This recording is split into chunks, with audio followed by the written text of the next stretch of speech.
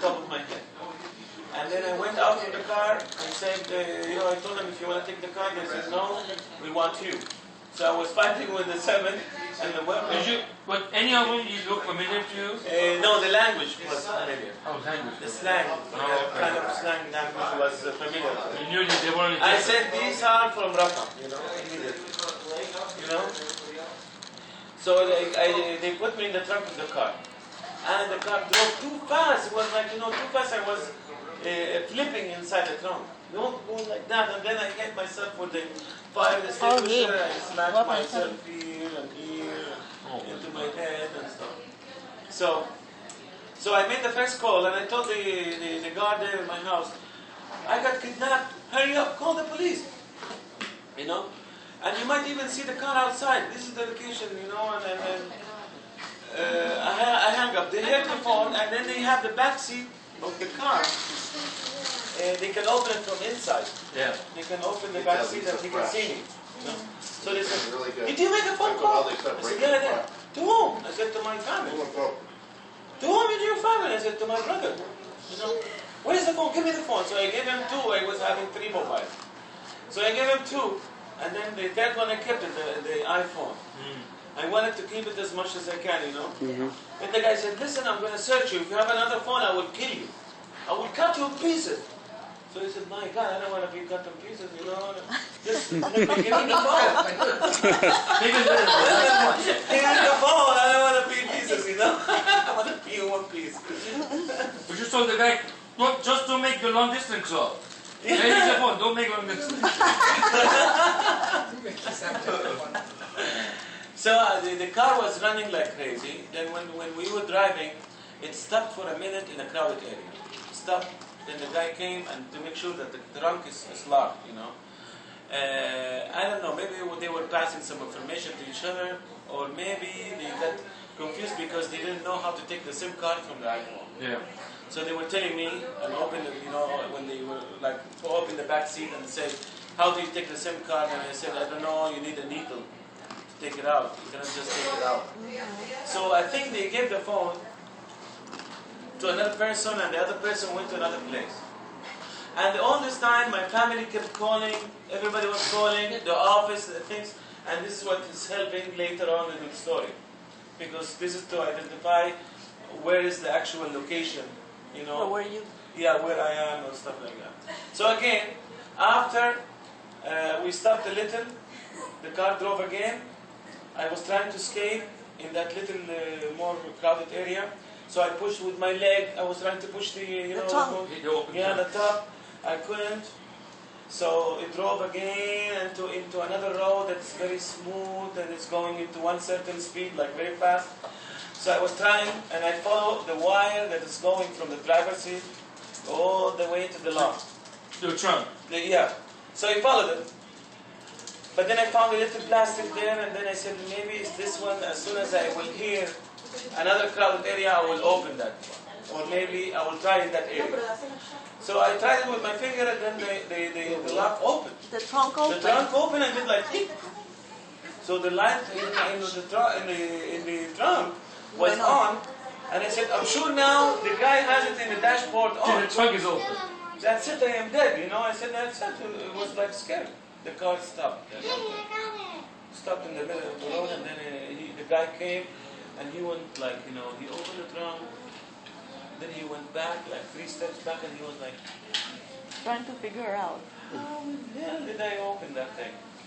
The other guy inside, he opened inside there, and then he got the knife, and he almost stabbed my leg, Oh my God.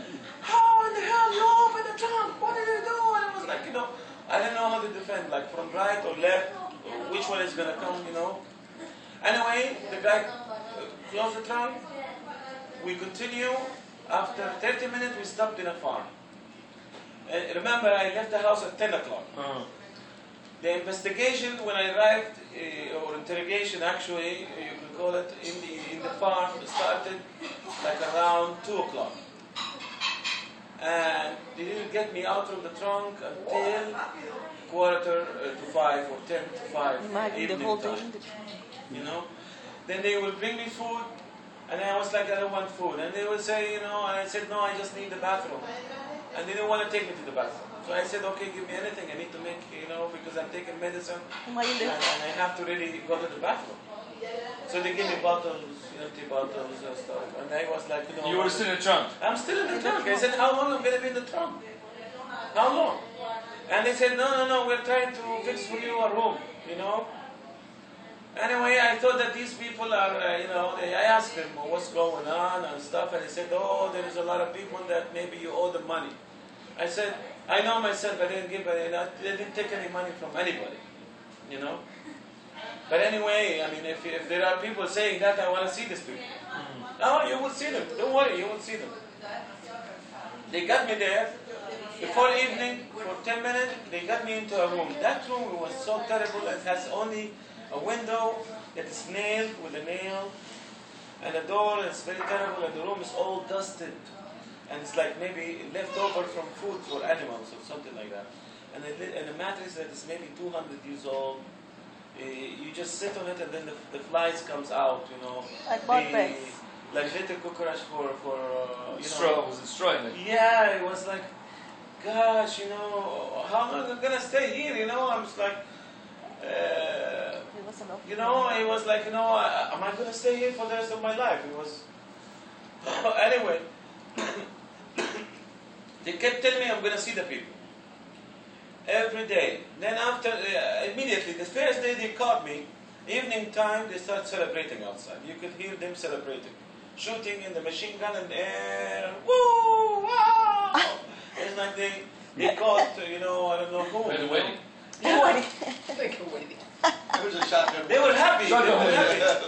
They were so happy that they caught me, Anyway, passing day by day, and it's like, passing the 24 hours, live the minute after minute, I want any news, I want anything to happen, I want any information. And they wouldn't give me anything. They would just come, give me the food and leave. And they would ask me, why don't you eat the food? I said, well, I'm not invited here. I'm kidnapped here. How on earth I'm going to eat this food? I don't have any appetite for any food or anything. Just I need my medicine and my water, and that's it. So they brought for me the water. You had your medicine with you? And no, they brought it for me, yeah. That's good. Yeah. So they got me the medicine, they got me the water, and then they would give me some every once in a while. It came now, but Tuesday, after I left Thursday, Tuesday they came to me, the guard, and told me that I'm leaving Wednesday. So I was like, are you serious? Because nobody have called, nobody have said anything. I didn't call my family, I didn't call anyone. They would say, no, don't worry, just, it was just, take it like a joke, But you're leaving tomorrow. This was like at 3 o'clock. 4 o'clock, they brought for me some kind of food, to eat. 4 or 5, they started the engine of the car. In the door, I could see, later, I started realizing that there is a door behind me, and there is a car, and it's a farm, So that car, I'm just seeing the back door and apart from the trunk, They were having cam in every place I go. So they put this spy cam, into my room. They saw me sneaking in, trying to see the car or something. So I did look, but I didn't see any tag number or anything. They thought I did the tag. So they came the moment to really to torture me and really, they were too rough and hard to know if I know any tag number or anything like that, or saw anybody. So I was saying, no, I didn't see anybody. He said, no. So they came to me, they blindfold my eyes and everything, and then they start torturing with the electric. And then they brought, the machine guns, they would shoot in air and they would come into my head, say the number! And I don't know the number. I don't know the number of any tag number. I don't know any number. You said, just give me one number. Doesn't matter if it's the beginning or the end, just give me one number. And I said, I didn't see any tag number. I didn't see any number. They kept going, They would kick me in my head, kick me with the gum in my head, in my shoulders, in my stomach, you know, in my knees. And they brought this pincer for, you know, cutting wires, Oh you know, and they were trying to cut my finger and they would squeeze. Like, you know, I would be shouting like, ah, you know, my finger is going to go blood. We cut, you know, that's it. Then some neighbors from the farm heard the torturing. They came for help. That's when they stopped, around 10 o'clock at night. I was like, with the electric, you can see some marks here, Muhammad here, some points. They took about an hour. Yeah, you see, this is like 3 months old. Right here. Yeah. Here. This is 3 months old. They would put it and they would insert it into my neck and they would say, like every time I say, I don't know the number, they will turn it on. So the electric will go onto my body like, oh, you know, you cannot even move. They stay doing that. Like, that's why I think I have the neck problem until now, because the electric was a lot. I think it was almost, they got into my nerve. And How far after that they moved from there? immediately. Right away. The second day. Ahí lo movieron. Yeah. So they got to everything. Because I'm trying to See where she made the mistake? Yeah. She wanted to know when she got to that intersection, where she went to the right or she went to the left. While everyone went in the street. They made a left at the right. That's the part that's really interesting. You know, this is even my family and her you know, also somebody who my brother did the same. You know, and We have an aunt. yeah. An aunt or a cousin. Yeah, You all have that aunts. was my cousin. I have few more aunts. I have to be. All of your aunts and my aunts. So I stayed 24 hours, Muhammad, after that torturing. I couldn't even move, you know. I couldn't really move. So they came the second day and they told me, okay, you're going to go home again. I said, again, I don't know if I'm going home or I'm going to hell. I really don't know. Whatever you want to do, guys, you are 15 people against one. All the time I was telling them that, you know, to make them feel like cowards, you know. So he said, he gave me a book. It's a money receipt, just to write my name, and they want 20 of them. You know, so I said okay, and I wrote first Walid al-Shah, and I signed 20 of them. And this is just like later, you know, they would maybe do something with the court and sue me for it or something like that. So they said, no, don't say Walid al-Shah. You have to write Walid and, you know, my father name, my actual 3 names. So they make me sign another 20 of them. And before they did that, they said, we know your handwriting. So I know that who knows my handwriting, you know, for sure. I know. And you're putting, in the meantime, you're putting things together to figure out. Yeah, I what knew from the beginning because I started hearing voices that I knew. I knew, but they are not only one, they are a group of people. They are now joined, you know, in kidnapping me and stuff like that. Because I know these people, they were trying with me too many times, and I always beat them in too many ways. You know, beat them like by court, beat them by police, beat them by that. You know, so they were kind of like mad and angry from me. You know. So anyway, this is the mission. Now is I thought that I was going home, but the actual story is that they want to move me from Cairo, mainland, to Sinai, where over there is a remote area where no man's land. and then it's not nobody will think where I am. Now 3 hours from there, from where you were. It's That's actually about. it's 3 hours, 3 hours in the and a half. normal way, but I didn't take the normal way. You know, it was 10 o'clock in the morning. They put me in the same trunk, but this time they tied my hand in the back. 3 hours in the normal way. And you would see the squeeze. You see the mark. You see this mark? This is 3 months old. They squeeze with the wire plastic. You know the wire plastic Ziploc. Yeah. They tied it and then they blindfold me. They dump me in the trunk again. And into dump road, into main road, dump road, into main road, they're crossing, you know. And then I started to know that there is a main road. They changed me, the trunk, from this trunk to the other trunk of the car. Now, I've been actually like given to a special people for smuggling. Not these people that who kidnap me. They're smugglers. They're smugglers. Which is worse than the kidnappers. Yeah, these are Beduinos. They know the roads. Oh, they know the roads. So then I got into that trunk, and this trunk is so terrible because it was very hot, and inside you feel like it was noontime, and I'm blindfolded, and then also my hands are tightened backward, and almost like now past almost 2 hours, my hands are numb. Imagine they would stop to put gas in the car, and I'm still in the trunk, and I just shout like, I need air, I want to die, I'm going to die. I swear to God, I saw death in 63 days maybe. I only have 3 days that I didn't see death, 60 days was all hell, So they passed me that, they put the trunk, they put the gas in the car, and they kept going, and they said that they're gonna look for someone, they're waiting for someone. So they make me stop in the desert, Then people would come, Bedouins would come and ask me why you're here, and I would say, I don't know the actual thing, I don't know why, but then they would ask me for how long you have been kidnapped, and I said for a week now. You didn't call your family? I said, no, I didn't call my family. How come I didn't call your family? I'm kidnapped. Yeah. They said, no, they were trying to help me. Oh. But they are paid to smuggle. And it's not fair for them as Beduinos to have somebody who's kidnapped and not calling the family because they're saying always there is a solution for any problem. Why in your case doesn't have any solution? Why do you want you to move the other way? Everybody's saying, why are you going that way? Yeah, keep asking questions. Yeah, they kept asking, the smugglers would do that.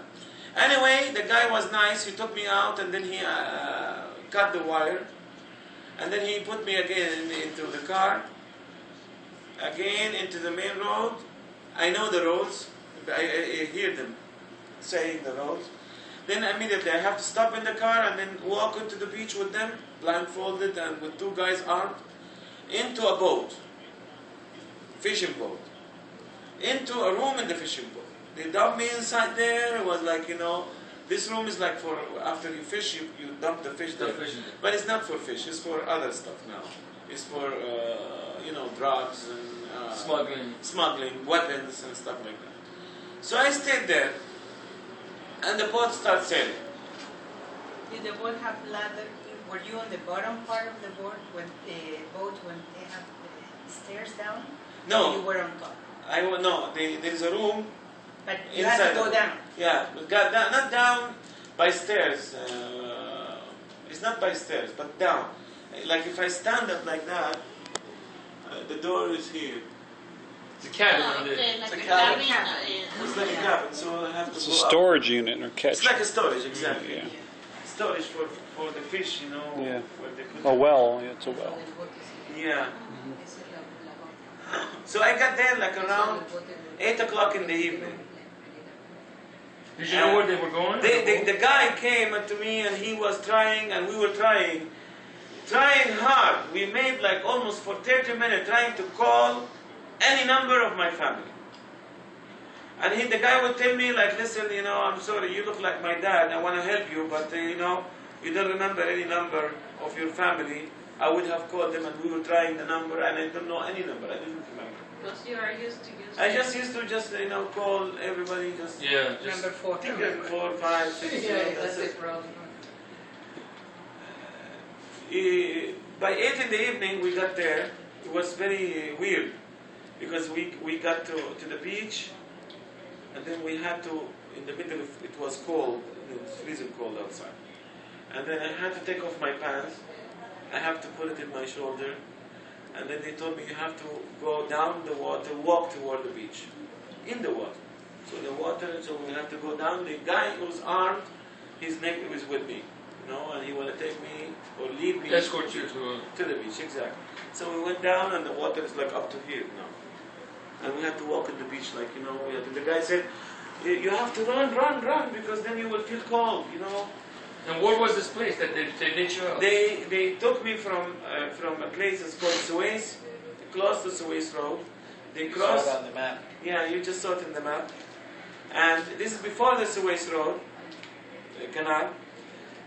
But we crossed the sea. You know, the tip of the Red Sea is like Oh, that. yeah. Yeah. So Suez Canal is right here, and I'm crossing right here. It's a smuggling boat. Yeah, the canal goes like this. And just look. You see, because the canal was closed. Everybody knows that somebody's kidnapped and you need to close everything. And they were going around it. Yeah, they couldn't. Nobody could pass that area. So they had to go by boat. So I went there on the other side. Then we had to walk like 3 miles. You know, what's amazing? The boat stopped and I had to be walking there right next to a military tower. A very sophisticated, brand new military tower. But nobody was there. And I'm underneath that thing, you know, underneath it. And nobody was there? I'm sure there was because there was light there. What they just... Maybe they were helping them. Yeah, probably. Yeah, take them that road, you know, do it this way. Or maybe they were like, you know, never expecting that, you know, the boat is there. You know, because it was dark and stuff. Yeah. From the beach, we had to walk for 3, or maybe you could say miles, you could say about a mile and a half, to reach the main road. They asked me to jog. And then I jogged for like, you know, 1 kilometer, which is half a mile. My chest was going to explode, you know, because after the sea, the boat, the running there, Back of the car. the back of the car, No food. the things, Yeah. no food. I didn't eat nothing for 2 days. Oh my God. And then I reached there to the road, and then there was the same guy who was there, who was untied my hand. He was on the other side. He asked me. He told me that you know, you say to the other people that maybe you don't know the reason, but I think I know the reason. I said, what's the reason that I am here? He said, because you brought a sentence to one of your cousins. And my cousins was trying to sue me, you know. He actually submitted false documents against me, and he said that he loaned me, he was working for us. And he said that... Your cousin? One of my cousins. You don't know your cousin? Yeah. And so I get to the court, and the court find out that this paper is False. false. So they sentenced him for 10 years in prison. You know? So he said, this is one of the reasons you are here. Anyway, he took me that Beduino, he was nice, he took me to a Beduino, like a meeting area. So he took me there, and then he welcomed me inside. These are the smuggler people who are not related to anybody. Exactly. They just smuggle things. They just smuggle and they need to deliver their package. And they get paid. They get paid well, you know. So while I was sitting talking to him, like you know, like that, the phone rang, and it's the actual gang, you know, the kidnappers. He said, put me back again in the trunk and keep going there.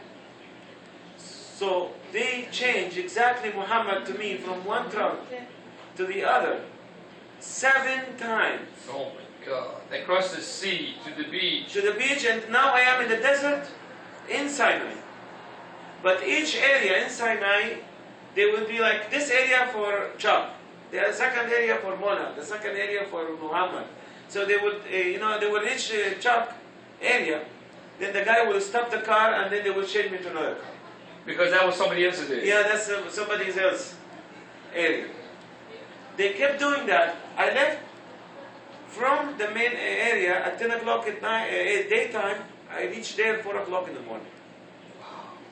Usually that road takes 4 hours straight to be there. But it took almost more than 18 hours to be there. Exhausted, terrible. And they put me in an apartment. In the middle of Arish town. So nobody would think that I would be there, you know. They dubbed me, they came there, and then there was a little room with a terrible bed and closet. They closed the room, and again they put like 2 or 3 cameras in the room now. If you try to move, we're gonna... You remember that? And then they would turn on the electric thing.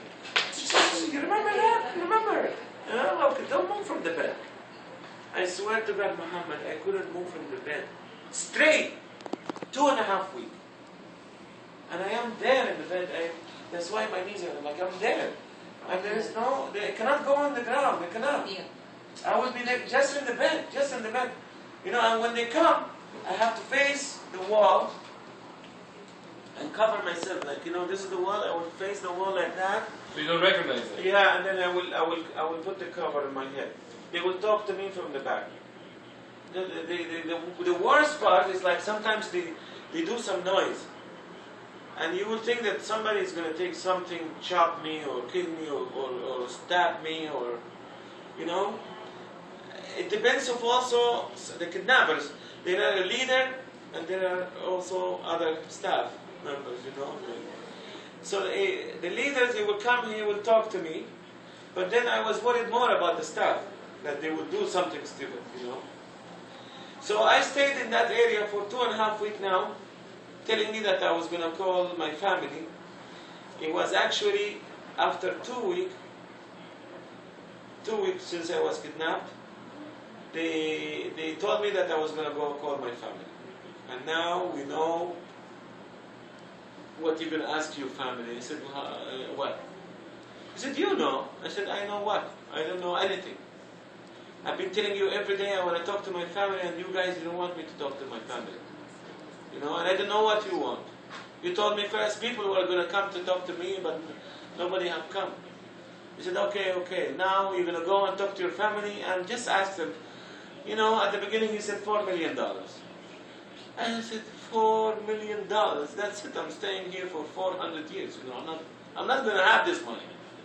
You know, $4 million. And he said, okay, I can talk to them, you know, maybe 3 and 2. And I said, oh my gosh. Yeah. And I was like, you know, so nervous, like every time you talk to me about it, you know. And I said, okay, 2 million. Okay, well, you 2.5, you know. And then I said, okay, then where am I going to have the phone to call? He said, no, you're going to go, we're going to take you by car and talk to them by car. They would take me from Arish. This is what confused my family. They would take me from Arish, if you see the map here, going toward the Suez Canal. There is a little town called Ismailia. They would take me, it's about 2.5 hours driving. They would put me in the back trunk of the car. They would be blindfolding me, people with the machine guns in my head. You know? Yeah. And they would say, when you talk to your family, you know, the first things, you know, you want to say, don't say where you are, don't mention anything, just talk to them about, you know, what we want and when we want it, you know.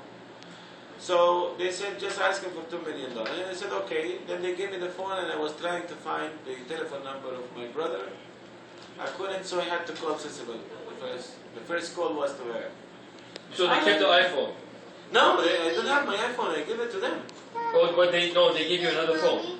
They gave me another phone. They took the SIM card from that phone. Oh, that's what not from the iPhone, the other phone. Oh, okay. And they put it in their phone. Now this is the advantage that I got, and this is a very good evidence for me. That when I'm flipping to see to see actually the numbers of my family, I would see the kidnappers' names. You know? Oh, no! I swear. I You recognize their name? Muhammad Helmi, Zidane, and all of that. And turn on the function that says "Find my iPhone." Yeah. that little phone. I was trying to look for her number, and it was confusing with their number because the SIM card has a memory, and the phone has a memory. Right. You know, I think they were having the two mixed up. So I saw the names of the kidnappers, Muhammad Helmi, Zidane, and all of these names listed there. And their families. Yeah, their families. And their ancestors. So the guys actually, when they asked me for $2 million, this is a very big amount of money, and in pounds, it's like 12 million pounds. It's like, you know, a lot of money. And I said, why is this money for? I mean, what's this money? And they said, no, we know. This is the money we want, and you just have 1 week to deliver. Tell your brother that, you know. And of course, you're talking to them, and the 2 machine guns in my head. They would give me the bullet first, and they would tell me, you know what's that, and then I will hold it. You know, I'm blindfolded, of course. And I said, yeah, I know, what's that? And he said, it's a small bullet, but it does a big damage, if you try to do something, if you try to escape, or if you try to say anything. So the first call, it was for Cecil. Hi, mommy, how are you? And she said, fine, and she said, is it Muhammad Helmi? She said the first name, Muhammad Helmi. And then, yeah, she told me, and I am the speaker. The whole car here. So then they said, then they took the phone from me. Who was Muhammad? One of the guys who tried before the kidnapping. Oh, okay. He's from that village where close to Arish. You shouldn't have said it. No, it was good and bad. It was good and bad. But actually, you scared them. So the funny part is that they immediately took the phone from me and they hung up the phone. Then they said, "You talking English to your wife? You talking English?" I said, "Yeah, I'm talking English." They said, "All the time you talk to her in English?" I said, "Yeah, all the time. All the time, day and night, in the bathroom, in the bedroom, and everywhere." He said, "Are you serious? Are you serious?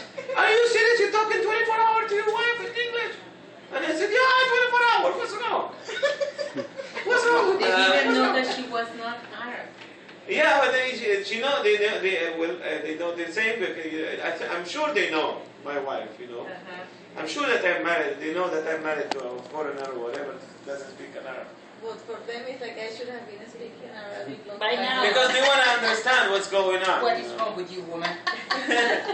So then I said, I asked her. They said, ask her only for the phone number of your brother. Don't say anything more. So I only told her that to give He me the phone called back number. again and he said, give me the telephone of my brother. Yeah, so I got the phone number of my brother, and then I made the call from my brother, and I told them they want $2 million, and they only give us 1 week. Go find it. Yeah, 1 week, or I wouldn't be alive, or I shouldn't be alive.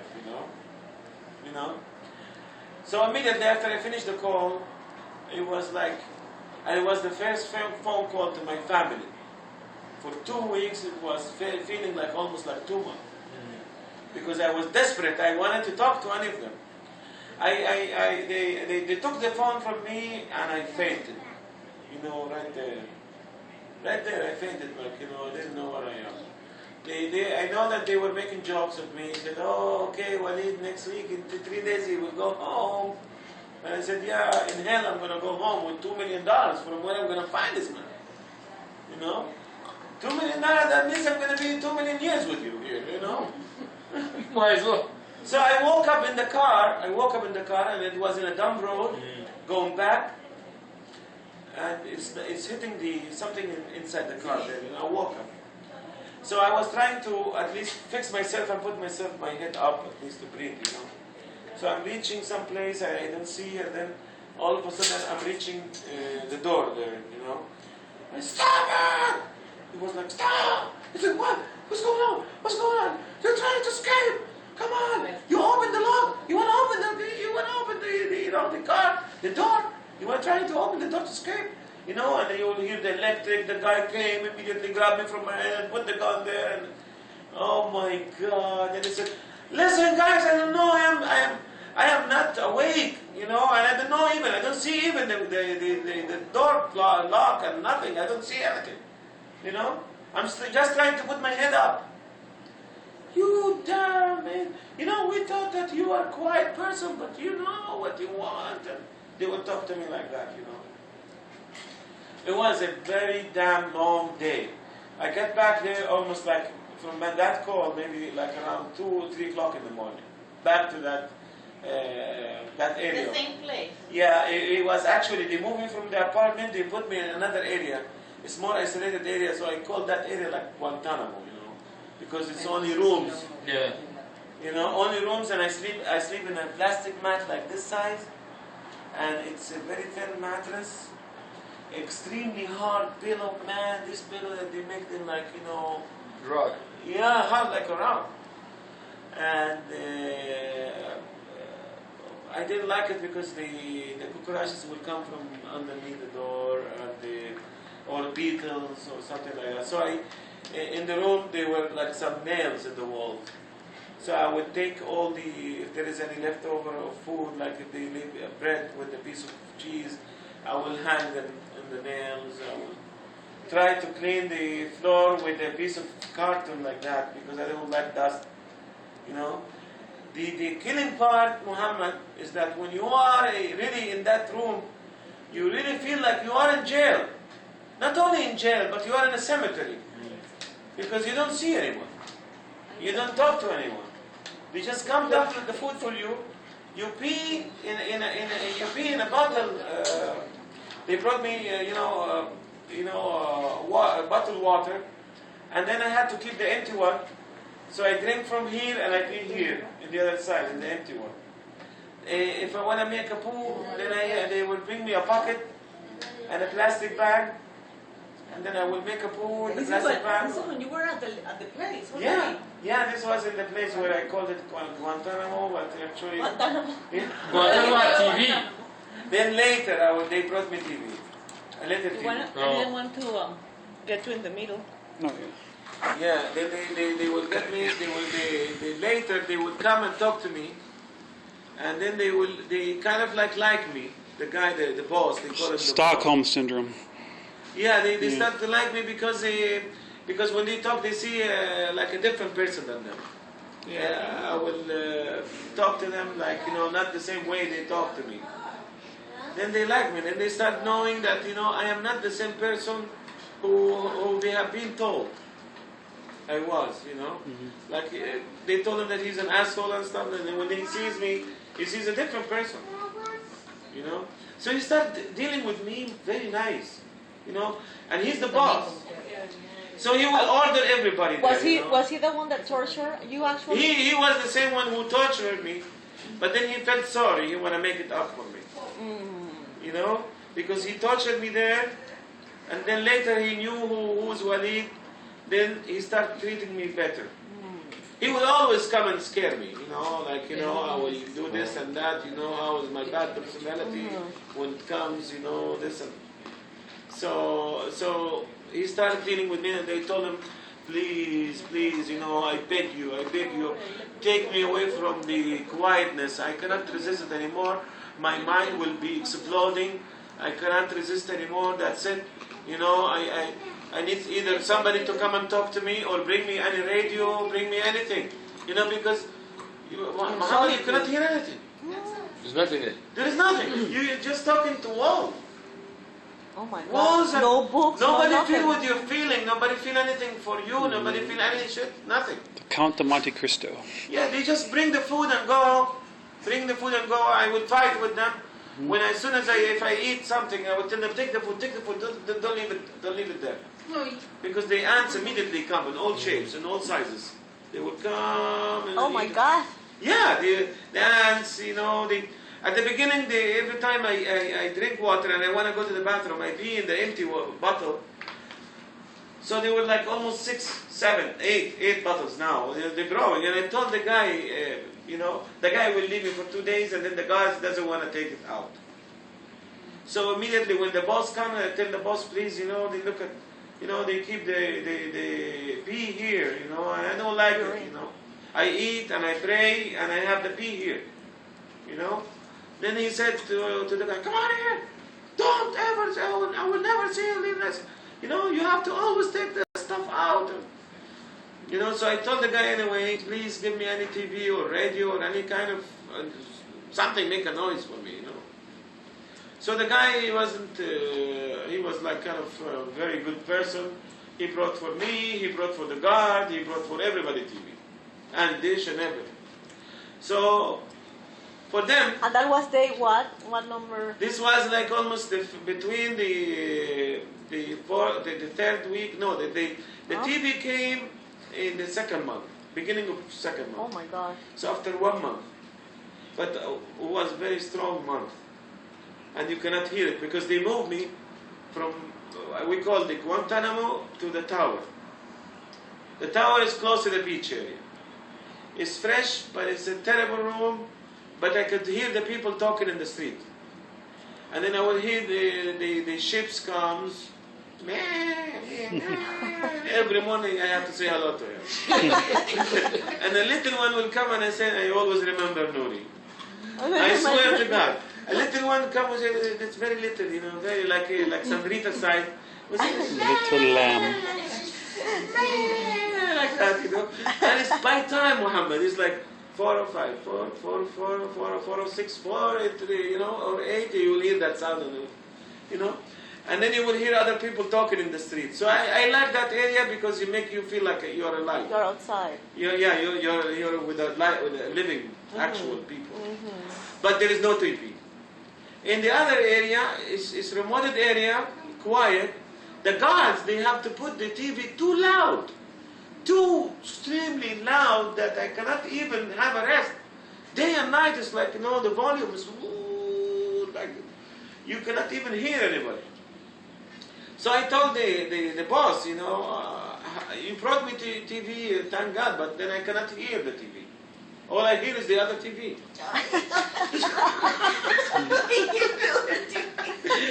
These people... They watch really garbage stuff too. Yeah, they're listening to dancing and shouting and music, and I am here.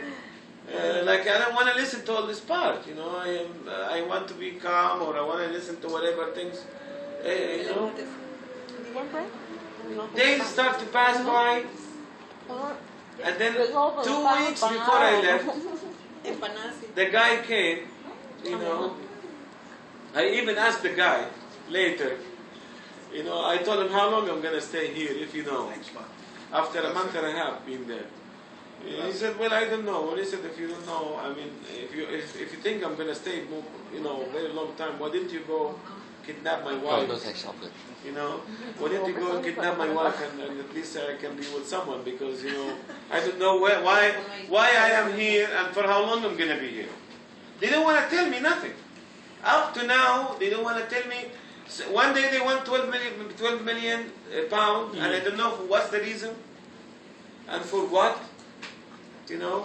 One day in that apartment, that's for 3 days actually straight, there were some movements of doing things.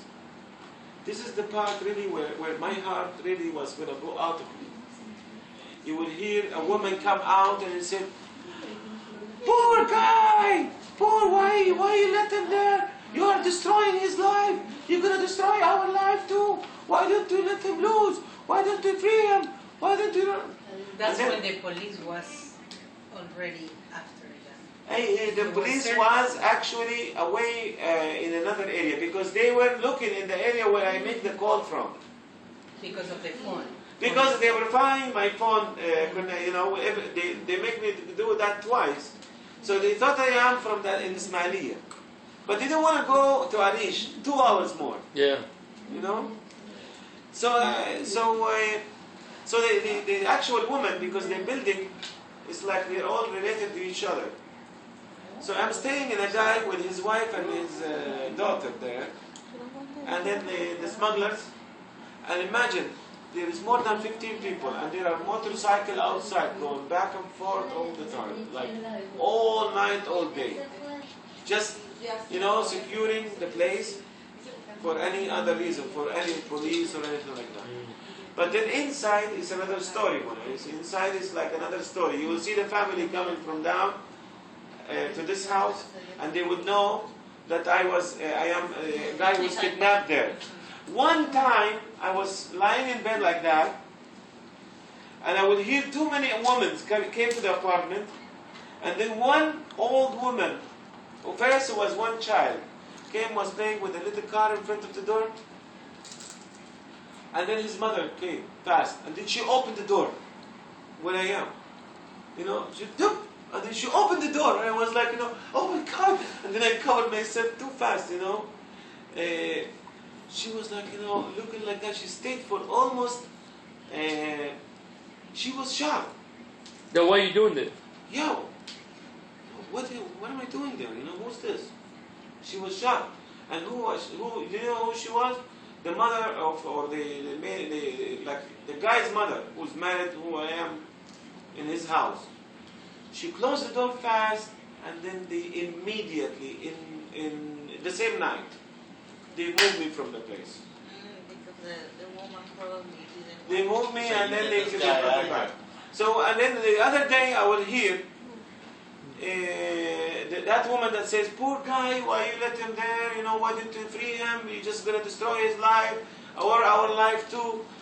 She would come with plastic, and then she would come with sketch tape, and you will hear the plastic and you will hear the sketch tape. And it's like, my God. And then the woman will say, poor guy, and it's like, something is going on. Maybe they're going to cut me in pieces, put me in this plastic, tie me up, and dump me in the sea. What else I can think? Yeah, You know? of course. And then it was like the whole night, my heart, like I was like massaging my heart, massaging. You know, you will be like, oh my God, I'm dying, I'm going to die. I'm going to see my death, you know, I'm going to see myself dying, you know. Oh my. Because you are like, you know, holding, and I wanted to see badly the boss. Because the boss was the only one who would give me protection. But he told me that he was going to go for 10 days. So they left you there. They left me with the guards. And then I don't know what the hell this guy's going to do for me. One day I will hear that. One day I will hear some knock. And then one day some other guards, they will come and they will do the guns, you know when they pull the guns. They do it on purpose, you know. And some guy will come and talk outside the door on purpose. They want me to hear some stuff. So I was like praying to God that I want to see the boss from any, any minute. I was like praying to see the boss because he was the only protection for me. Walida, did you ever find out what was that? What they were doing with They were smuggling, I think, some drugs. They were packing. They were packing the hashish or something, or, and they would tape the hashish. They have to smuggle it to the other side. I'm scared, man. So I would come, and then the second man who talks Egyptian more, I will ask him, am I in peace? I will be in peace. Nobody's going to kill me. And then he will say, no, we're not going to kill you. We're not going to kill you. But then there is another asshole who will come to me and he will talk to me like if I am a child. That guy, I hated this guy. And he was like, don't knock the door, he will tell me. Like if I want to use the bathroom in that apartment. Yeah. Sometimes the water will be cut in that apartment for almost 10 days, 1 week, no water. But I had to go to the bathroom, for the heavy stuff. Then I told him, listen, just I will go once, then the rest of the time just bring me a bucket of water. I will and 2 clean bottles of water just to wash and make a pollution to pray or something. And then the others, I will pee in them. Because at night, for me, I will stay up all night, Muhammad. I will stay up all night just to protect myself, just to like not to have somebody having catch you sleeping. Yeah. And then one time the guy, I think he brought his wife. Maybe he was away from his wife, and then they came. They want to celebrate that night, And then he put drugs for me in the sandwich. And then this is the day the boss was leaving. So I heard the boss was saying, don't put too much for her. Remember he has 1 kidney and was it sleeping pill? Sleeping drug? Sleeping or no, something. I think it's not anesthesia or something make you sedative. Yeah. So they gave it to me. They gave me the sandwich, and they told me to eat the sandwich. I took the sandwich because they see me in the camera. Before the first time I discovered that they want to put drugs for me, I asked for hot boiled water only. I drank tea, but I don't want tea. I just want hot boiled water. And then I would see the water is all white. Oh. Then they left the cup like this for me, and they said the boss came, and then this is the first time the boss he wanted me to drink it, But this was the sleeping pill, not the anesthesia, or something like. So I look at the water and it was all white, and I said, why is white? He said, just drink it, and then I will give you time. Then he will go outside and he will see them from down They're standing behind you. standing there to watch me to drink it. So I said, oh my God, what am I going to do? And I know, what am I going to do? Should I drink it? Should I not? Should I do? Of course, I don't want to drink it because I think that maybe if I drink it and I sleep, then they're going to come and kill me or cut me and dump me or do something wrong, So I cannot do that. I'm not going to drink it. So I immediately, he came 3 times to the room to see if I drink it. So I did. I went to the bucket of water and I dumped it there and I put normal water. They saw me. And then the boss came again. And then he said, where is the hot water that I brought for you? And I said, here, it's with me. He said, give it to me. And I gave it back to him. I'm doing like that, Believe me, it's the boss and there is 15 behind him. And not only the boss and 15 behind him with machine guns and all kind of weapons. So the guy, I gave him the cup and then he said, Walid, you told me that you want hot boiled water. I gave you hot boiled water. Why you didn't drink it? And I said, I think there's something wrong with this water. Why is white? I think the chlorine or something is wrong. I think it's not a good water. He said, I put for you 2 tablets. I put for you some tablet there to sleep. I said, but boss, if you want to give me something, at least give it to me in my hand. And if this is a medicine, I want to know the prescription so because I am a person who's sick. If this is going to increase the blood pressure, is it going to kill my kidney? Or is it going to harm my kidney? Or is it going to do something bad for me? If you want to give me something, give it to me in my hand. Why you want to put it in the water and force me to drink it? So he was like convinced. He said, okay. Then I said, okay, give me something in my hand. And he gave me 2 tablets. Okay, I will take it, boss. So I took it from him. But he took it kind of like when he convinced me, but no, I wanted to take this pill.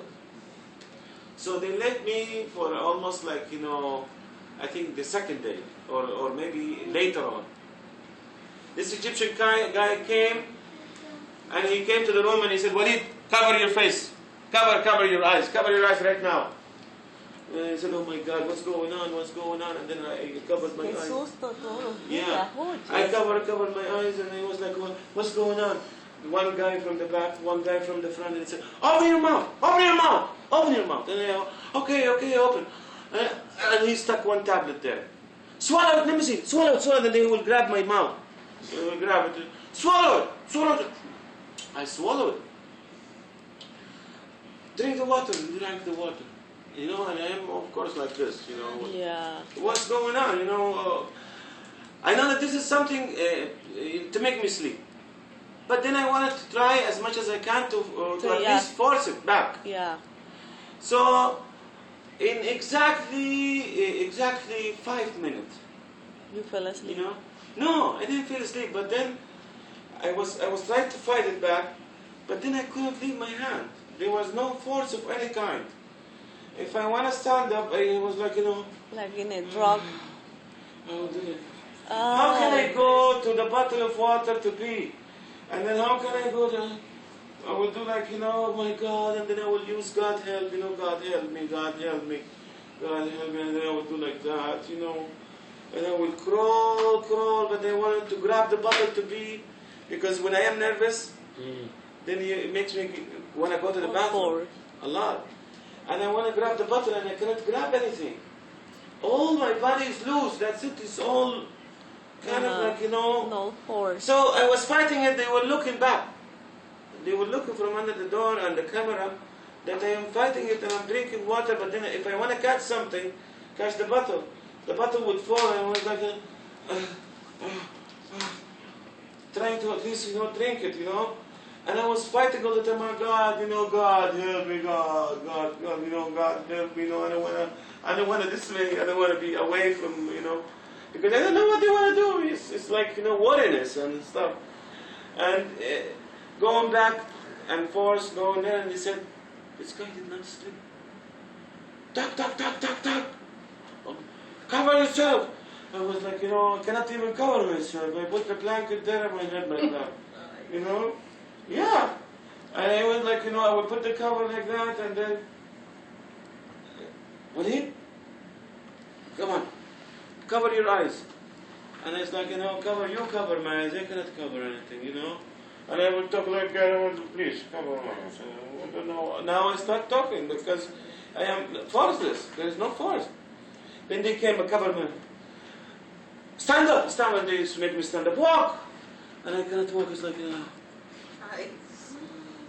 No, okay. I think you didn't take your tablet. I think you throw it. You spit it. You vomit that thing. Here is another one. Open your mouth. Open. And then I would open my mouth. And they would stick another half one. Oh my I think, my God, what is the boss? Call the boss. And then it was like the boss, and then they called the boss came. And I told the boss, listen, boss, these people, they're giving me drugs by force, they're giving me. Then the boss said, and the boss, I think he knew. I think he was there in the back, but he wanted to see my reaction. That tablet he gave me, later on I knew from Yolanda and stuff that this is helping you to sleep for 2 days straight. They want me to sleep for 2 days straight, because I was all the time awake, and they said that this guy is going to go coco or crazy or something. Or something like that. But then the boss said, no, nobody will give you anything from now on. But there is the boss and there is the Egyptian guy who is only using drugs for anything. So when when they took me to the apartment, that guy, he put it for me in the sandwich. So I tried the sandwich, and then I would say, let me see if there is something in that sandwich. Because he came especially and he told me to eat that sandwich. And I ate the sandwich and I started chewing the sandwich in my mouth. And then I take a napkin and I spit it. And then you will feel your mouth all numb. And then I said, I don't want to eat that sandwich. So it was like, a bed. And I would put the blanket because I know there is a camera in the room. And then I took the mattress from down and I dumped the goddamn sandwich there. I don't want to eat anything. Just it's better not to. And then at the same moment, because he was alone in that house, and then he didn't see his wife for a week or something. Then they would start making sex outside. You would hear them like, they would listen to music. At least I keep him busy. Yeah, something. No, I forgot. Ali's like, You, this shit she knows. And then of course, that guy has a very bad things. Every time he will put something in the food, then I will go and tell his boss that they are putting something in the food, boss. This is not fair. If you guys are gonna give me anything, just give me a piece of bread and this lavash curry cheese, and that's all I need. I don't want anything else. Just give me my water, my cigarette. That's it. Water and cigarette. Nice cigarettes. The only help was actually the cigarette, because you are so frustrated, and because I am a smoker, and so this is the only help for me, because if they stop cigarette completely, I know it's going to be harder, but then it's going to be more problems on top of my head, Being kidnapped, no cigarette, no nothing, no drugs, no drugs, no cigarette, no sandwich. No cigarette, I will commit a suicide now. Yeah. If they don't kill me, I'll kill myself. It's too bad, but it was these nights that I'm seeing. These nights are really nightmares, because every night is different than the other, and to pass 63 nights. This is really miracle from God to make me alive. What you saw dropping 45 pounds all of a sudden. Afterward, I didn't have any kind of muscles. When I went to the house, I started to really move myself. But before, it was all my movement. If I am in the tower, which is the little apartment, no movement whatsoever. You're in bed, you cannot stand up. you know. And then when you are in Guantanamo, which is I call it like Guantanamo because it's like jail, you can move, but then you have to fight too many things. You have to fight flies, cockroaches, people, the terrible guards, you know. 2 weeks before I go, I come home now. The boss came. He said, Walid, I have a very good news for you. And I said, oh my God, what is it, boss? I hope it's a good news. I hope. I mean, they've been telling me too many times I'm going home, but I don't see hope, you know. And he said, listen, I squeezed those people who asked me to kidnap you to the corner. And I told them, you have only 10 days. If you don't take him out, I will take him out. So, and then I said, then what? So how many days? And he said, I gave them 10 days. But I will give another 5, so 2 weeks. 2 weeks you will go home. And I said, boss, I will start calm down. You know, I'm not going to, I mean, the last time you told me I'm going home, I didn't go home. I went to another place. You know. So are you sure I'm going to go home? He said, yeah, wait, I'm sure, I'm really sure. You know. So I said, I'm going to start counting down. And then I was, you know, he said, count down. Don't worry, count down now. Then I'm counting down. 1, 2, 3, you know, the first day, second day. Like I want to say, make sure really I'm going home or stuff like that. It came to the 7th day. Then he came, the guy. Walid, you're going home tomorrow. Are you serious, boss? Are you serious? He said, yeah. Oh my God, let me kiss your hand. Are you serious? He said, yeah, I'm serious. You know, don't worry, Walid, you're going home. You know? And he said, I'm not sure if I'm going home. Am I going home? Maybe they're going to tell me I'm going home, but they're going to take me, you know, and kill me or something. They call that home, you know. He said, Walid, I'm going home, but then tomorrow I will come and give you direction. But you are going to follow those directions. So I said, okay, at least death is maybe out of the question. So maybe, I don't know, what's these directions, and I have to follow them. So the second day he came to me and he said, listen, you are going to go home. You know, this is the first thing. Remember the day we kidnapped you? He said, yeah. He said, maybe if it's not the same day, the following day, 2 of your cousins are in jail right now. They took them to jail. I said, really? Got 2 cousins in jail? The first day they kidnapped me? Oh my God. He said, yeah, 2. 2 of them are there in jail. You are going to go out. When you go out, you have to go in front of the prosecutor officer and say that they are not involved in these things. They are, you know. And they got these two cousins. I will tell you how they got them. Yeah. You know. Over something else. No, yeah, they was witnesses. So, when you go out, you go and try to help these 2 in jail, and then don't accuse any of your relatives and cousins in Rafah. And I said, you know, he said, you told me in the beginning, when I asked you who are your enemies, you said your cousins. Because they asked me, who are my enemies? And I said, only my cousins. My cousins are my enemies. There is no others. I don't have any other enemy. They're all my friends. They're all, you know, they love me and everything. And he said, okay, you want me to isolate my cousins? He said, no, don't isolate your cousins, but don't accuse them. You know?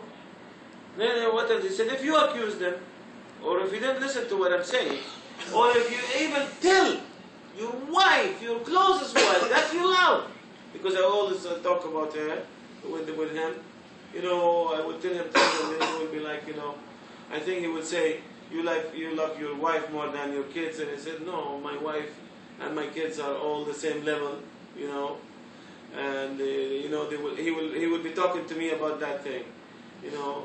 He said, even your wife, don't come and tell her where is that route that you took me, where they smuggled me to that area. Very tough! You know, it's very tough. And I don't even tell anybody. I would say, yes, I swear I'm not going to tell anybody. I swear about any, you know, I'm not going to say. I swear I'm going to do this. I swear I'm going to do that.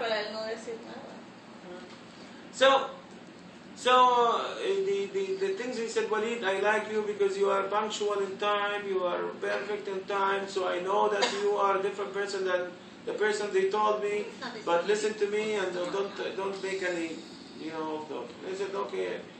So the second day, they came, and he said, you're going to be Aris, which is like a groom for tomorrow. I want you to shave. And I said, no, I'm not going to shave. I'm going home. Just take me like this.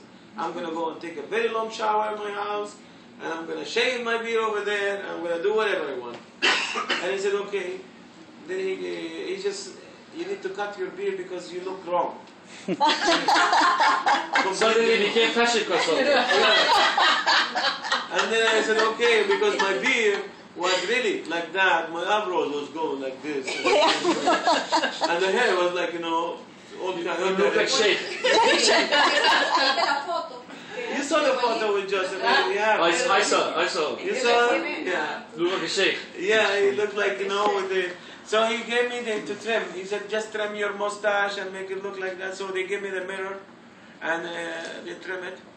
I trim it, everything, and he wash it, and then I wash all myself, and then he said, are you ready? He said, I'm ready. Before one night, they asked me, which clothes are you going to take with you? And I said, my clothes. These are my only clothes. I've been having this clothes. They wash it for me. I put it between pillows to iron the pants. I swear. He was thinking the pillow, of the wrinkle. Yeah, the pillow is too long. It's too long this size. And then we tie the pillow. Well, I mean, we fold the pillow, and then they put the pants there so it would be ironed, all the time. Be ready for next day. Yeah, so I have it ready. I have my jacket hanging in the wall. I have my t-shirt and I think my camisa. But my camisa I left it for them because it's all cut because I was forcing with them when they dumped it to the trunk. So he said. No, they are not clean. I'm going to take it and clean it again. And I said, but they are clean. Why you want to clean them again? He said, don't say you're clean. I say, well, it's clean. I said, okay, whatever you want. Whatever you want. They're dirty. Take them. He took them. God. So after he shaved, he took them. And then I know that there is no time for, he want to take my jacket to wash, my pants, my camisa, and everything. Yeah. And I told him they are all super clean. He said, no, we'll clean them. So I said, okay, clean them. Whatever you want, even if I go naked to the house, I will go naked. If really I'm going to go to the house, I don't mind. What was amazing, after I cut the things and I said, okay, I need my clothes. And he said, no, take off your clothes. I said, take off my clothes? Why am I going to take off my clothes? No, take them naked, just like that. He said, yeah, aren't you a man? I said, yeah, I'm a man. But what's the purpose of that? He said, don't talk too much. If you want to go home, just listen to us. I said, okay, take off my clothes. Start taking off my I was having under, an underwear and a camisa and a pants. I took them out. Oh my God. Yeah, I took them out. So all of a sudden, maybe, of course, God, this is God, of course, America. The light went off in the whole area. There's no more light. Oh my God. Then they started the flashlight, putting it on top of me, like that, like 3 flashlights. And then they took me from the hand, and he said, okay, and then they took me from that room to another room. And before that, I have to turn around like that, showing somebody something. Maybe my cousins, they're trying, or the people who kidnapped me, to take some photos of me naked or for humiliation and stuff like that. Mm-hmm. It's the only reason I would think about. Or maybe there is a reason for something, I don't know, for kidnappers, I don't know what is it, if I'm hiding something maybe. Yeah. But anyway, I was in a room that was empty. Yeah. And I didn't have anything, to take or hide.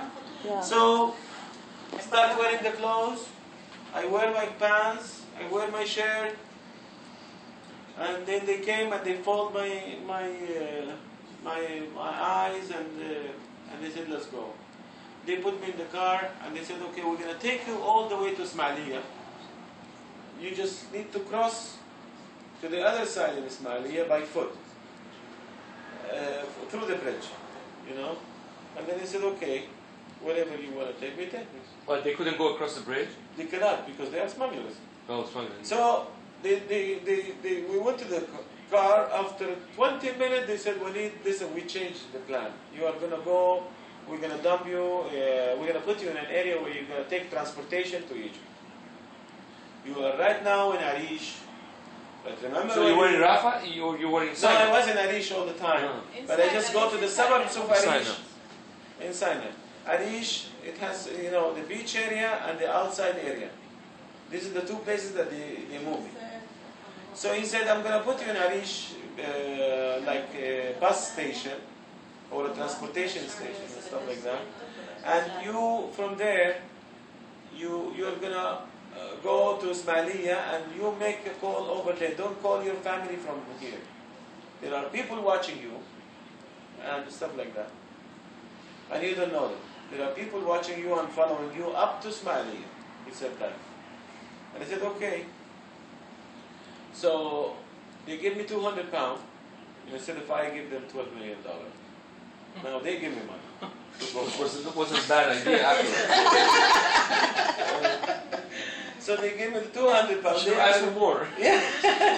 I should have asked for $12 million. £200 a day. Exactly. So they gave me £200 and then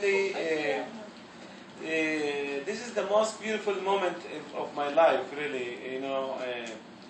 They actually stopped me and they said, okay, you're gonna keep your eyes folded, and we're gonna push you to the wall and count from 1 to 25. After 25, he said, now this is a wall. Make yourself like you're being, he said, and count from 1 to 25. And after that, take the blindfold and go. So I counted 1, 2, 3, counting down now, Nori. But still I'm in danger, because there could be plan, it could be anything, could happen. I'm not safe until I reach really my house. Because still, these people are not people to They trust. could be playing games. So, 25. I took the folding things, of course, my eyes were like, is it real? I am walking toward people, and then I started seeing supermarket, and the station is there. They were gone. And then I started hearing the Egyptian language now. I said, my God, really, I am free, Before that, they told me, you remember those receipts? 20 receipts that I signed? 40 receipts. He said, I will give you those, and you cut them. When you cut them, put them in the same book, and tie the bag, and dump it next to this. You will see a post, light post, and dump it down. Somebody you don't know who's watching you will take it from you. So when he gave me that book, I started counting, and I didn't see that one. I just saw 17. They were supposed to be 40. So 17 only. That means that there are 23 receipts are not there. So they said this is the first lie. You told me that I have the whole thing, I will cut them in my hand. And this is the first lie they give me. So I said, okay, fine. I cut them. All the time I was just remembering God. So I didn't want to turn around. I just stopped by the supermarket. It was right next to the station. I bought a bottle of water, a pack of cigarettes, and I went to the microbus. And I asked, is this going to Ismailia? And he said, yeah, we're going to Ismailia. So I got the ticket and I stayed in the bus. I didn't want to go and walk around all that much. Just sit in the bus. I just sat in the bus, Man, I looked like funky that time, It was like, for me, imagine, the most funny story, the most funniest story. Now, Walid, the Egyptian American, who has been for 2 months, who has been reported from the Minister of Interior to the highest security in Egypt, to the highest security police, to the highest security of undercover police. He's been kidnapped. Everybody's looking for him. I left Arish in the bus station. There is a police station you have to stop him from. Checkpoint. They asked for the ID of everyone. And I was one among them. I give my ID, everybody give the ID. You had your ID with you? Yeah, they give me back my wallet. No. So I give him the ID to the police. So the police said, okay, the first one, Salah, here, okay. Walid Char. And I said, yeah, I am. He said, okay, you are the manager of Karama. Okay, here you go, sir. Didn't have any idea. I was like, I was gonna be. They're clueless. I was gonna be taken now and maybe reported to the police or maybe to the army or nothing. Nothing is going on. I told that to the top of security officer. I said, I've been stopped by the police and nobody knew anything about it. I just gave them the ID and They don't care. they don't care about anything. They don't have any information, whatever. Yeah, nothing. O sea, ya en esos países. So I drove and then I got to Ismailia and I was supposed to be there and to put the SIM card in my phone and I couldn't put the SIM card in my phone. I didn't have my sunglasses or something and I said, okay, let me just They give you a phone taxi. back. They gave me 2 of my phone back. That one is And they completely were damaged. charged, both of them. I didn't know, but I couldn't see. But it was for me whether to go and find out if I can call my family or I take a taxi and go home. I'm just an hour away from the house. So I just said, the taxi driver, how much he will charge me to the house? He said 150 pounds. I said, okay, take me to the house. Let me just go. It's better to go as a surprise, Maybe I die in the middle. How long take you from the bus? Take the bus to Egypt? From Arish to the Ismailia took me 3 hours. With bus. With bus. And from Ismailia to An hour. to Cairo. It was my first day to see the sun. Oh my God. After 63 days. I couldn't see the sun. I couldn't see the day. I couldn't see any movement. And you couldn't believe it. You couldn't believe it. You were sitting in the bus with the police standing checking this like nothing happened. Nothing. They didn't even know. They don't have any idea about anybody. You cannot imagine this. Oh, that's how the whole country is. Yeah. The whole country. The whole country is like that. It's chaos. Egypt is chaos, During Mubarak it was a lot better, the security and things, during Mubarak. The police country. Yeah, it was stronger. police The police was very strong. Yeah. But these days they are lost, the police and everybody. So I got to Somalia, the day started to come out, By the time I reached the house, it was 5 o'clock, in the morning. So every day, Omar was the only one who knew At home? that was going to go home. Oh, he knew that you were going. Yeah, because he made a deal with one of the sheikh of Sinai. It's a brother. Yeah, and then also my cousin Salah, they knew because but then she didn't know, they didn't want to tell anybody because the information, imagine in that apartment where I hear the tape and the things, I will hear some recording of my brother Abdullah talking to other people, negotiating. They recorded them. Yeah, they recorded. There is information passed like this for them. Oh, wow. So anything could happen. Anything happened between them. They knew. Was the Pilar's voice in any of the recordings? Did you hear me in the background? I was in the kitchen. Yeah. The day Muhammad, the day when they kidnapped me, when my iPhone went, it went one direction and I went to the other direction. So the police, they immediately, when they came, the people or the neighborhood called the police and they told them that they saw somebody's been kidnapped, which is me. And one guy has been stuck by a gunman, and he's another guard for a house. So he told the police that he saw 7 people go and attacking that guy, and they dumped him in the trunk and they ran too fast. And he said that he tried to help, but then they actually stopped him by the gun. He said, "Do you recognize that guy?" He said, "Yeah, he's wearing white galabeya, which is the dress of Egypt, and a black jacket, and he had this machine gun." And so the secret agents or the secret police were trying to make phone calls in my iPhone, actually gave them a location of that farm. So they prepare a very big army or troops to go and rescue me from that farm. When they went inside that farm, they thought I was in that farm, but actually they didn't see me there.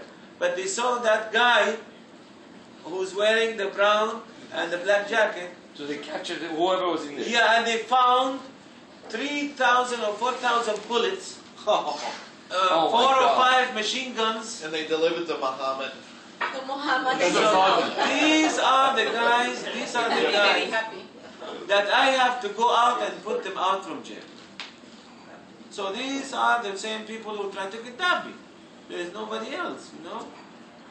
And then there are partners outside. So that's the main thing, you know. That's the miracle that God gave me, Dilak, is that witness saw the things. They make the police go to the other farm. Get They something. didn't see me. They saw the other people. Yeah, they caught them, and then they brought 25 people to the witness to see if he can recognize the same person. And he recognized them from among 25 people. He said, "This is the person." And he took them out and he said, "This is the weapon he put it in my face." So they took them and they put them in jail. That's They were how they try- could, Yeah, That was your bargaining tool those are my Yeah. bargaining tools. that actually got you Which out. you didn't know. Definitely. You didn't know. I didn't know the whole time. I was just praying to God. Did when they I get was there. money or no? Did they? No, they gave me 200 pounds. to No, go did they home. get money from you at all? No, that's the problem. Look at how. When the boss told me and gave me the direction that when I go out, I have to go and take them out or not accuse them. Mhm. They were planning that idea. It's like if I go and not accuse those people will go out and they will sue me for the loss of their farm. Hmm. And it's not an easy money. They're asking for more than 2 million because they lost the entire farm. When the military went there, a lot of people, smugglers around or thieves, they stole all the equipment from the farm. Oh my God. They ripped off the farm, actually. After they won, they Yeah. arrested these guys. Yeah. So actually, if I go and say it's not them, then I'm putting myself in trouble. You know. But then I went out with no money. I didn't pay them. They didn't pay me. Nothing. So So I no said- ransom. No ransom was paid. Nothing. Nothing. It's Nothing was amazing. Nothing. It was just because of those two guys That is a went miracle. to- That's a miracle. It is. That is I shouldn't be weird. alive. If they were out, I was gonna be dead. Yeah. That's great. You see, that's the miracle. That's the miracle. You know. That was the bargain because they wanted you to go get Yes. them out. They have been for 2 months waiting for their lawyers to take them out, and they couldn't take them out. The only solution for them to take them out is Walid, To let you go. to let them go. So they're free now. No, they're not. No. So you win-win. Yeah. You're free. You're not. And he made And you're 200 rich. pounds on top of it. You made money. You're a professional kidnap victim. Yeah, exactly. It's awesome. Professionally. I want to get money. We're gonna make a movie out of We're this. going to. I You're not got putting it on YouTube, buddy. They have Maybe. 2 cases. I'm not here. Tom, He's from Iran. You're gonna be famous, Wally. they have two actually. They are accused of two things. One is kidnapping, and the other one is weapon. Yeah, it's aggravated assault. Aggravated assault. They get So they got from life. from 15 to 25 years. Amazing. Plus, What's justice? what the prosecutor told me when they insist that they sign me those receipts, these are criminal act, will get them another 10 Coercion. years in prison. Coercion. Yes. That's great. So even So that, then, what I against them?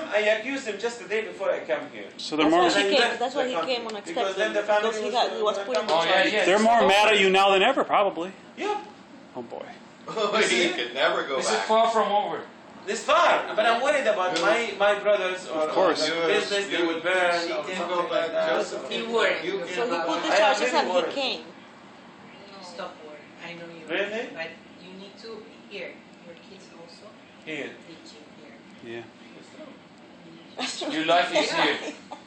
That is Stop worrying about that. Yeah. That business, Wait, business yeah. burns. That's okay. It's a business. Start over. Start over. You can always start over. That's why I'm worried about his promise to me that he sent me here. I have it was like a week ago. I received 4 messages from the guy. You did not keep your promise, but I will make sure that I keep my promise to you. That's what they say. You should have texted him back. Yeah, it says here. Send an AK-47 picture as a text. Yeah. I need mine too. Oh, you're a troublemaker, Mohammed. Send the daisy cutter picture. This is what we ordered for your block. 5,000 pounds. 5,000 pound thing. It's pictures of Walid from the gun show. Yeah. So the story's over? That's not the gun show. Yeah, so we stopped. Actually, I lived the last 2 weeks in hell because I was really worried that somebody was Yeah, you're afraid. yeah, kill me or snap. Revenge. Yes, exactly. The court date was yesterday.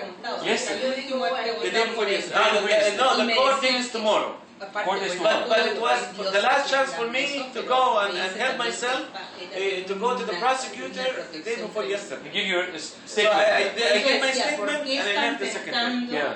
So between the day that they let you go until day before yesterday, they were waiting for you to The family, they were coming back and forth. They want me to solve the problem. Ah, okay. Their way, not my way.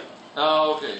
So I said, no way, I'm not going to solve it because both ways, the FBI made a mistake because they have this Egyptian FBI Egyptian American. So what they want to pass to the actual Americans, some information but not all the information. So the FBI agent would say, Walid, just go home, just go to the United States, just go, don't accuse anybody, don't do this. But they don't know what they put, the whole story. The whole story. They don't know what's going on. If I don't accuse anybody, they're gonna come and sue me or kill me or something like that. If I do, then at least I can protect myself. I can have a table to bargain or I can bargain with them. It's best to keep them there. It's best to keep them in jail and have other people really worried about their life. So this is what I did and this is what I decided. That's why I didn't listen to the FBI advice in that matter only. Because I know that they are being misinformed. And I know that Egyptian guy who really they were struggling with, my family was struggling with, because it was an Egyptian mentality who would be speaking like English, but then they will pass the information to the American, completely wrong. The usual. Yeah. Then Tom will come and say, Walid, this is a tribal area. Just take your family, go. Take your family and go. What? This is not a solution. Take your family and go. This is not a solution. They told him the whole accusation is not kidnapping for those people in jail. It's just weapon. I said, no, it's weapon and kidnapping. He said, no. What the other guy told him, it was only weapon. And I said, no, I'm telling you, it's weapon and kidnapping. I'm here. I am here. It's weapon and kidnapping. They kidnap you with weapon. There's a big difference. If it's kidnapping, it's 3 years. If it's weapon, 10 years. If it's both, 15 years. If it's forcing somebody to sign money receipts, this is another 10 years. Why would I let this go? It's not fair, really. It's not fair. So we accused them, and Jessica told me, no, just go and say everything, the hell with them, and we go. And it's true. We did that, and we have to do it. The only bad thing is, really, I feel bad for my beautiful house, who I really constructed with my own hand. And the business, I really, spent 10 years of making that business. You can make the whole thing. Yeah, it's true. I agree with you. It's You just can like make all of this. The this, it can never come back. Exactly. Life will never come back for if somebody... Those 63 days you lost, you'll never get it back. Yes, that's true. If you continue with that state of mind, with that mentality, you'll never think of that 63 days, you're never going to get it back. Yes. Your life will change forever. You have to put it that way. The hell with the house, the hell with the business. Your family over there, your brothers, they all have to put up with it. Sorry.